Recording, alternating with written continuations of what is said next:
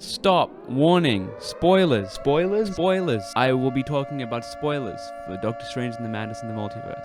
If you have not seen the movie, do not watch this video. I know sometimes you go, whatever, I'll just watch it anyway. Don't do it. Don't do it to yourself. I'm not even going to tell you if the movie's good. Just watch it. Watch the movie, then come back. You won't forget. Leave the video open in like another tab or something and come back and watch it later. So with all that out of the way, let's get into the video. Doctor Strange in the Multiverse of Madness is the 5th episode of Season 4 of the MCU, and I enjoyed it. I saw it opening night.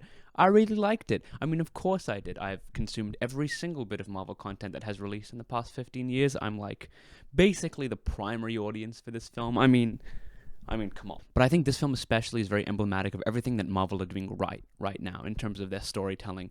Things that transcend, specific films themselves or television and kind of create this sort of transmedia narrative as things all intertwine and build up to each other. And I think Multiverse of Madness does that really well. Of course, I guess it's biased here. I am talking as someone who has, knowing every story up until this point, so it kind of helps. But I kind of want to talk about that a bit today. You have good directors, you have a good script writing, and all this kind of interlocking storytelling. You have, a good score from Daddy Elfman. I mean, it's basically just filmmaking cheat codes. So let's talk about that. They say a movie is only ever as good as its villain. And in this case, I think it's especially interesting to make that villain Wanda. That's the big spoiler, sorry.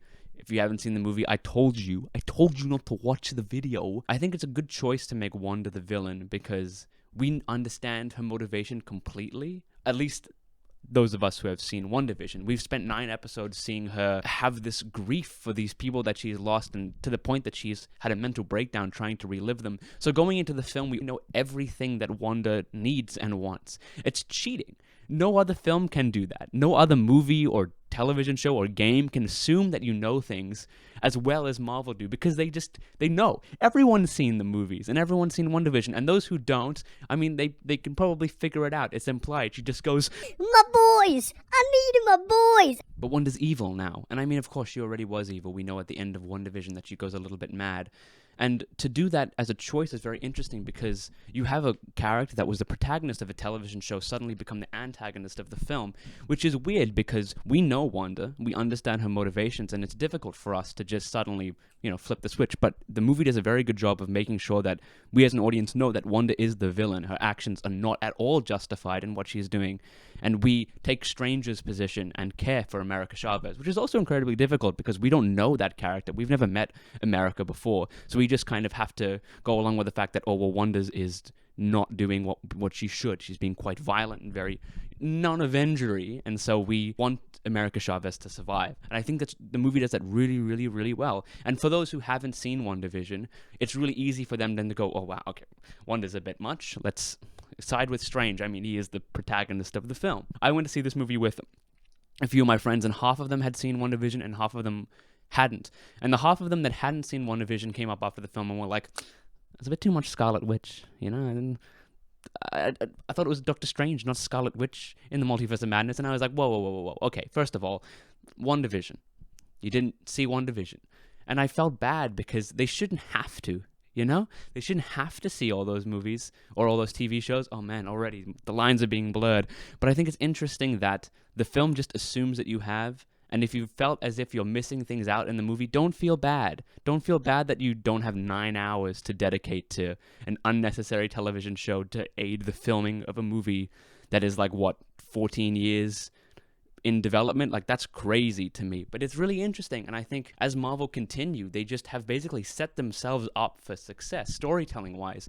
With all the rumors and then the eventual validation of Tobey Maguire and Andrew Garfield in No Way Home. Spoilers for No Way Home. Has the spoiler window for No Way Home ended?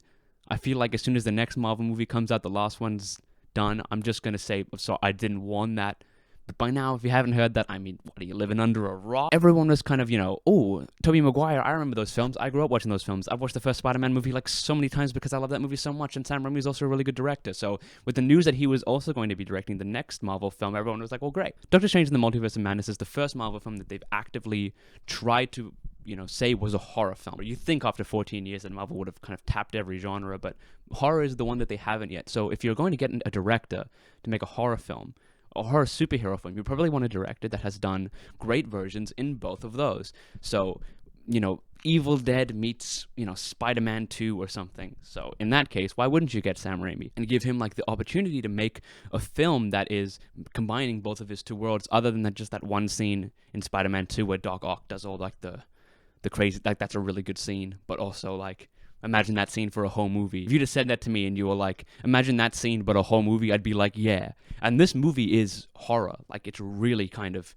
got its roots in Sam Raimi's original filmography, which is great because it's something that is so different from the typical Marvel form. Marvel have been doing that a lot. They've been getting these really established directors, for better or worse. You think of Taika Waititi's Thor Ragnarok, which very much feels like his type of a film. Then you have stuff like Eternals, which doesn't feel like it's directed by, a human. It just feels like an AI is putting scenes together. Oh no, Hiroshima, I did this. But I think this film is great because it's very, very well directed. More so, I think, than some of the newer Marvel films that we've seen. And it feels so well directed because it is so fresh and it stinks of Sam Raimi in such a great way. The score from Danny Elfman is like these two coming back and doing what they did in the early 2000s, but to a bigger and grander scale with more characters and more SFX and everything. You have Danny Elfman and Sam Raimi doing a musical fight scene. I mean, I can't show footage because the movie isn't out yet, so I'm just going to be like, oh wow, look, imagine a musical fight scene. You've seen it, you've seen the movie. You wouldn't be watching the video if you hadn't seen the movie. You know what I'm talking about. Every MCU film now has a difficult task of setting up, or at least paying off the things that have been set up 5, 10, 15 years earlier. So it's very difficult because all the rumors going into this film, like, oh, Tom Cruise, Superior Iron Man, we're going to see the Illuminati, we're going to see Deadpool, we're going to see all these people, and like, to be honest, after seeing the film, I'm glad that the film wasn't just like, look at all these things that because like, as much as I do want that, I don't.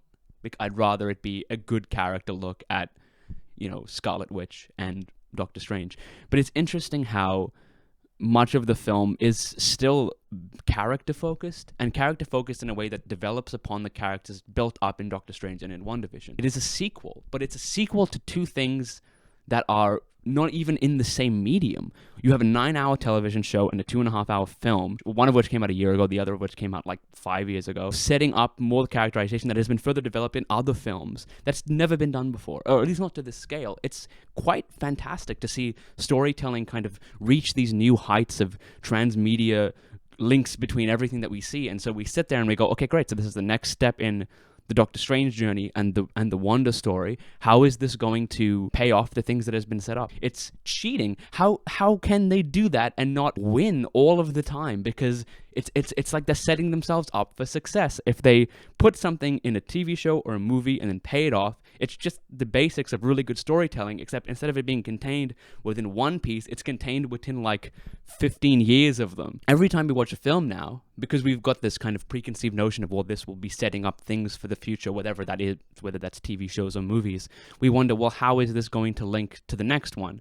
And we all anxiously wait at the end of the end credits only to see Bruce Campbell, and I was like, yeah, Bruce Campbell, and everyone's like, oh, because we're waiting. And in this film, it's like, it gives us all of those things, all of these little trinkles that aren't that connected to the story, but are just enough to get, us as fans excited for what's coming next. They're like, oh, look, it's John Krasinski's here. Oh, look, we got Professor X, we got the X-Men back. Yo, we got Clea. Who, on a side note, I get how Marvel are expanding and are using up a lot of like the main characters and are going for stuff that's more niche, which is great. But there's always going to be that point now where even like people who are hardcore comic fans, and I don't think of myself as a hardcore comic fan, I don't read a lot of Doctor Strange anyway, who are like in the audience being like,